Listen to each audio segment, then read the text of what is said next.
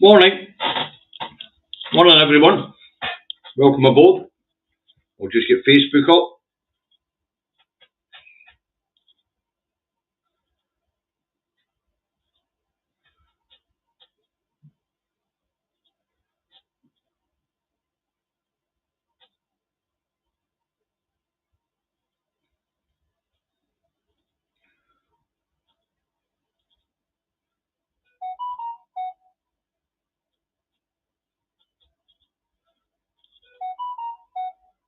Right, that's Facebook up. Good morning, everyone.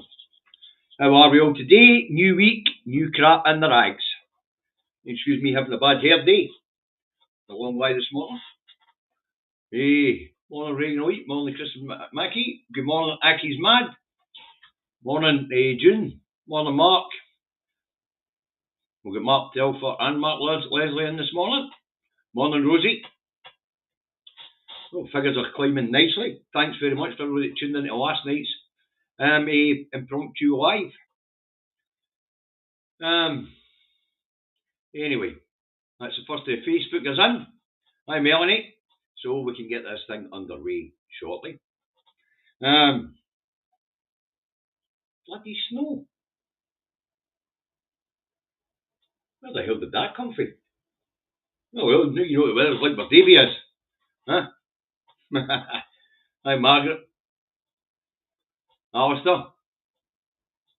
Folks, check out Reagan's channel. Somebody drop a link in the comments. And somebody drop a link to Cirrhosis channel and all in the comments if you don't mind, guys. Right, Andy Truck Davy out the truck and at home in his office in Salisbury, North Lanarkshire on Monday, the 10th of the 2nd, 2025, where it is bloody well snowing. Not much of it, right, you know, but it's snowing. 4 degrees. As you can imagine, it's cloudy because it's snowing. Alright, that's the weather for Salisbury, North Lanarkshire. You want to know what the weather's like where you are? Look at your own bloody windy. Alright, first up this morning we've got the Scotsman. And this one tells us, wait a wee second, we'll find it. Oh, bloody hell. Here we go again. Okay, the Scotsman has. Scots hospitality sector faces £360 million tax bill hammer blow. Ministers face calls for exemptions for bars, hotels and restaurants from national insurance hike. Not going to happen. They can implore all they want. They ain't going to do it. So there'll be less pubs, less restaurants, and hotels will go to the wall as well. So there we go. But that gets a wee bit more interesting as we go through the rags, folks. And I mean that sincerely. Oh, Jesus Christ, shut down. I'm having problems with my mouse this morning, folks. Right, next up. With the Times, I think it is. Yep, the Times. And what bollocks has the Times got for us today? Firms cut jobs ahead of tax change. Well, Reeves was told that was going to happen. And with the Bank of England last year projected that another 250,000 people own the brew by last summer, and that happened. So, unemployment up means benefit bill up, means Reeves cuts deeper. Which means people get poorer. And poorer people mean a contracting economy.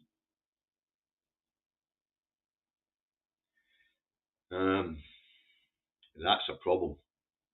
That's a huge problem for Miss Reeves, is she's betting the books on growth. And the choice of getting growth baffles me, absolutely baffles me. 22 billion for an unproven, in fact, doesn't work, carbon capture scheme. New nuclear energy, 10 reactors apparently, mini reactors for Rolls-Royce, which apparently have never actually been fucking prototyped or tested. You put a bomb at the end of your street, people. And, of course, the third string of their drive for growth, a runway at Heathrow which will probably never see an airplane fucking land in it if we have to meet our climate targets. So, you're going to piss 22 billion up the wall on an unproven science. Carbon capture. Going to build 10 mini nuclear reactors, apparently, with technology that's never been tested, and a fucking runway, which I'll probably never see an airplane, as we have to stop flying. Fucking mental, her growth policy. Do you know, if she's going to spend 22 billion on anything, it should have been fucking insulating houses and putting solar panels on top of millions of houses. Bring down energy needs for fossil fuels. But no. Yeah. 10 mini reactors? Fuck knows what that'll cost. But what the old day is, wherever they put these reactors, it'll take that land out of agricultural use or any other use, but you're not going to stick it next to a town. And the land will be fucking useless for 400 years. Mental. And as climate change is affecting food security right around the world, taking agricultural land out of commission is not a great fucking idea. We need to be growing food, not taking it out of circulation. Food security is a big thing now. Right, let's move on. The eye has Labour to set out new migration plans within weeks to counter Farage's election threat. Farage's election threat? There's no fucking election down that road for 4 years. By that time, that man will have slinked off into the distance, having made an absolute fool of himself repeatedly. I don't expect Farage to be a threat in 4 years' time at all. People will cotton on to him. We have here in Scotland. I'll be surprised if he gets any of the inroads they're predicting here in Scotland. Right. But migration. Their labour market's short of people. Not that it matters now with these mental economic plans being put forward by the Labour Party. There'll not be any fucking jobs anyway. Right, the Metro has probe after ministers fired for WhatsApp messages. Main headline, MP's pals facing the sack over vile chat. And this is the story of two Labour MPs who have been yakking away at each other on WhatsApp, and somebody's let their messages out, and apparently they're misogynistic, homophobic, and racist. Lovely. It would appear the cream of the crops made it into that fucking house of thieves and carpetbaggers down that road, the den of iniquity. Right, I forgot. Stephen's got a guest. I better not swear too much, eh?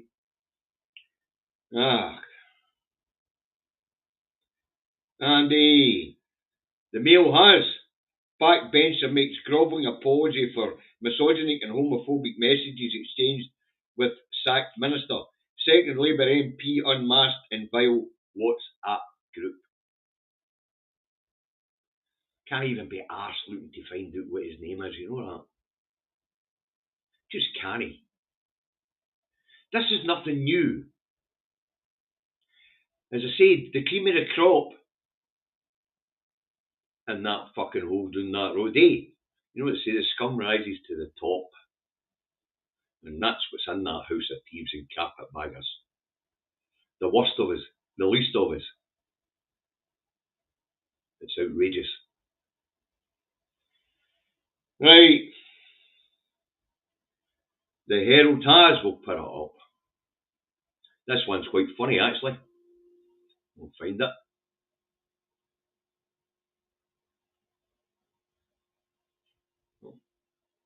Here we go. FM failing children in care with his lack of leadership. Okay, now it's this. The article starts off with FM could be letting down children in care, says Tory MSP Ross McCall. And then as you get into the article, it tells us that unnamed experts or expert group says falling behind on delivery of commitment to children in care. Well, I had a wee look. And as far as I can tell, most of the commitments have been met. For example, children who have been in care or are in care, they now get supported right up until they're 21. Support to get them into housing, support to teach them budgeting, support to be able to stand on their own 2 feet. And if they choose to get into higher education, the Scottish Government will pay their living expenses. As far as I can see as well, the environment that they're now being nurtured in is far superior to what it was prior to Nicola's declaration that she was going to protect people in care and have the state take care of them with love as opposed to be regulation. So as far as I can tell, most of it has been fulfilled. But, as I say, it's a funny one, this. Tory MSP says could be, no is, but could be, and experts say. But nobody's telling us doesn't tell us who these experts are. Interesting one, that one. The one in the Express is a fucking stormer, so I'm going to put it up. It really is a stormer. I might not be putting it up, actually. Yep, here we go. The Express.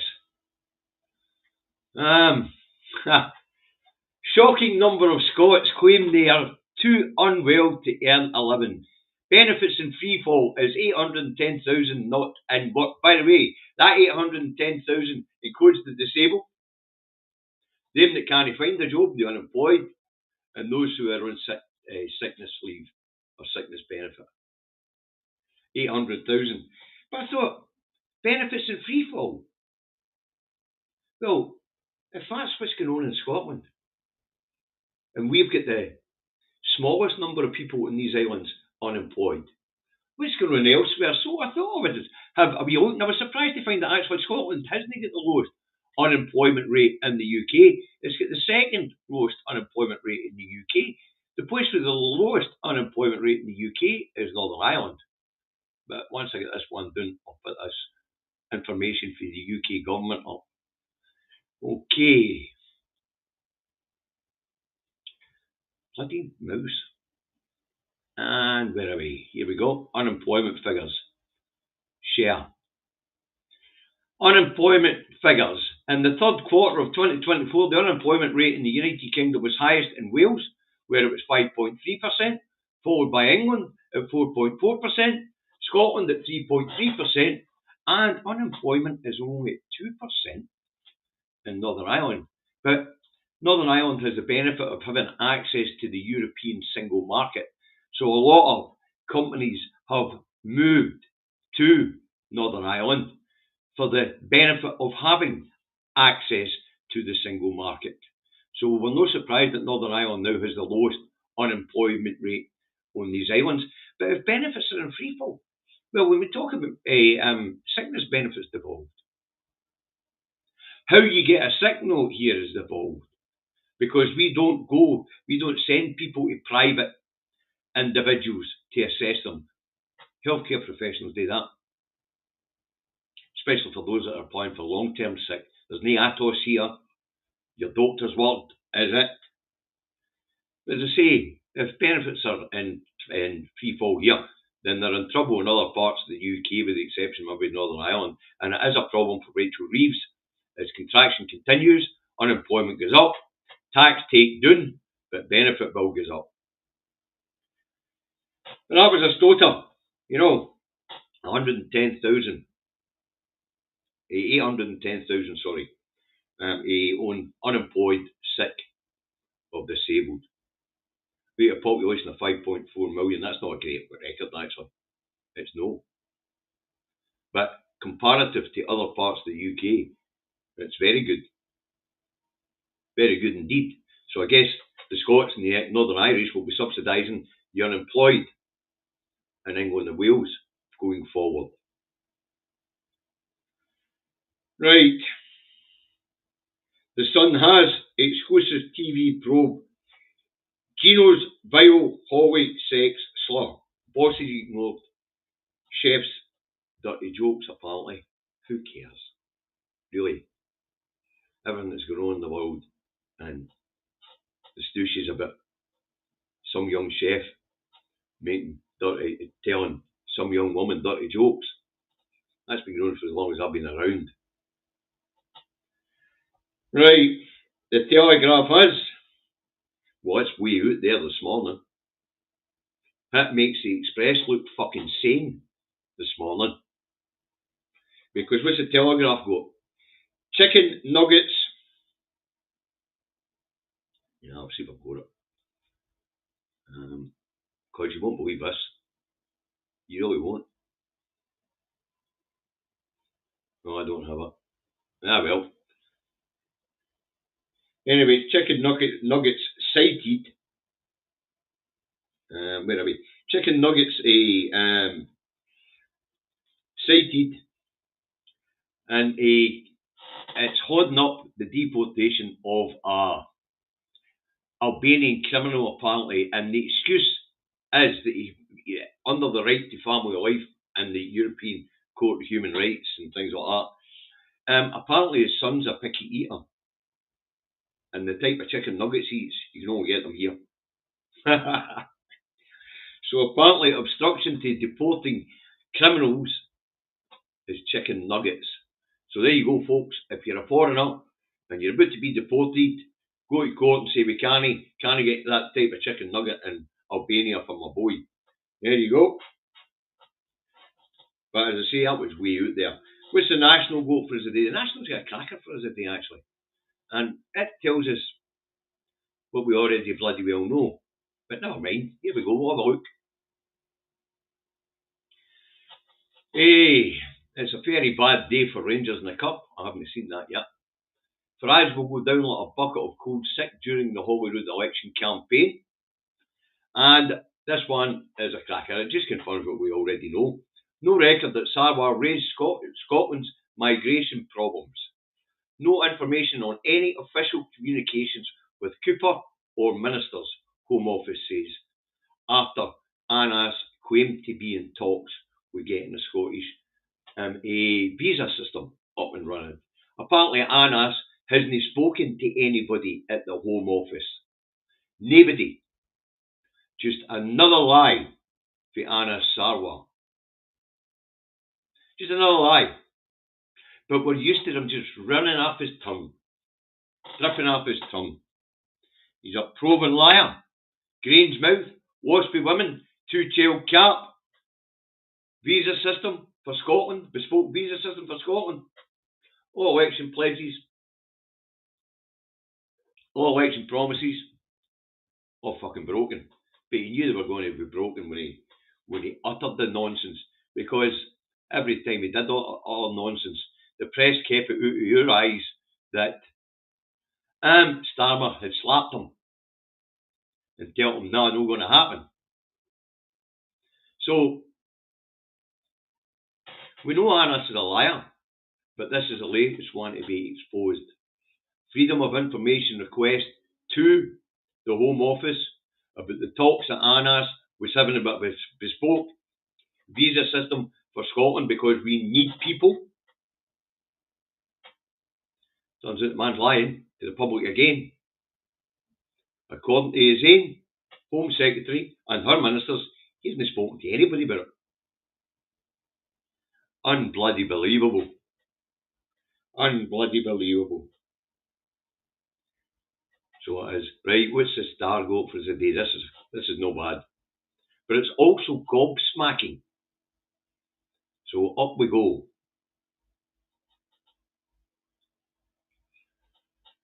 Hypocrite alert, folks.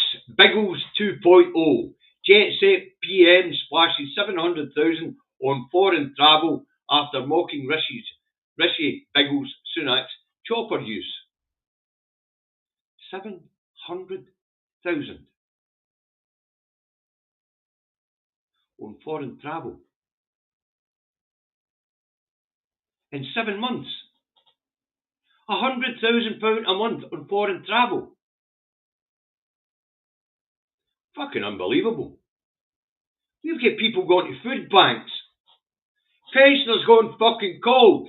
And this guy's spending £100,000 a time on flights.